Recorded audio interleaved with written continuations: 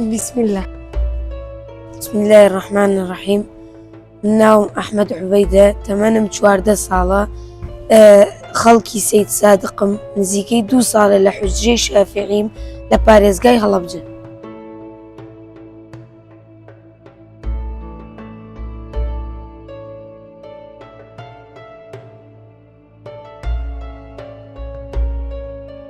ڕۆژانە کاتەکانم بە خوێندن و ساعیکردنی قوتابخانەکانی قوتابخانە و حوجرە بەسەر دەبەم. لە سەرووی هەموویانەوە قورئان خوێندن و لەبەرکردنی قورئانە کە زیاتر لە 4 جوزئم لەبەر کردووە.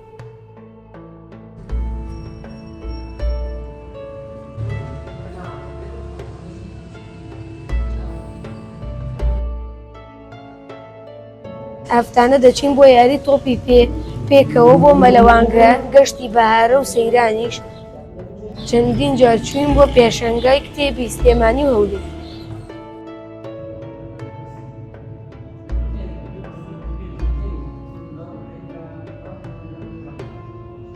هیچ ئەرکێکی قورسی حوجرەمان لەسەر نییە، ئەوەی گرینگە تەنها بیکەین خوێندن و ساعیکردن.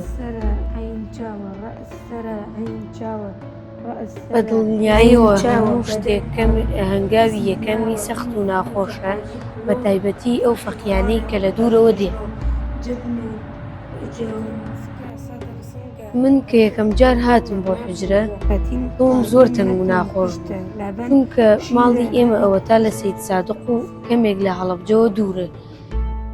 کە یەکەم جار هاتم من زۆر دڵم تەنگ بوو، هەستم بە ناخۆشی دەکرد لەبەر ئەوەی لە دووری دایک و باوک و خێزان و براکەت و خوشکەکەت و خاڵ و مام و دۆستەکان و دووری.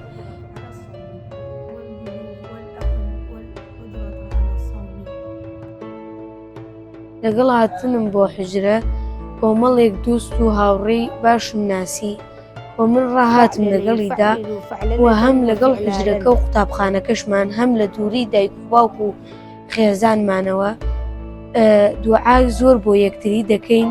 من و هاوڕێکانمان بینمان زۆر خۆشە و دوعاش زۆر بۆ یەکتر دەکەین، خوا بەردەوامیمان پێ بدات و بۆ ئەوەی خزمەتێک بەم ئاینی ئیسلامە بکەین. وشهد شاهد من بني إسرائيل على